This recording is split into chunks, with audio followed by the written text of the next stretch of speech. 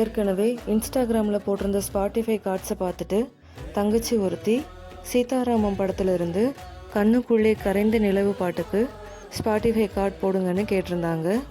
அந்த பாட்டில் பேக்ரவுண்ட் முழுசுமே பனி பிரதேசத்தில் வச்சு நடக்கிற மாதிரி தான் காட்டியிருப்பாங்க.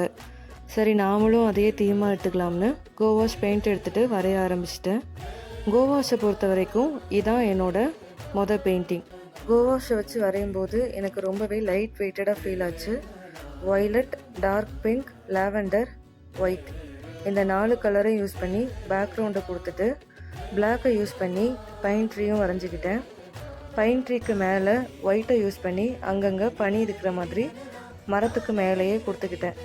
எல்லாம் முடிச்சுட்டு மாஸ்கிங் டேப்பை எடுத்து பார்த்தா ரொம்பவே அழகாக இருந்தது.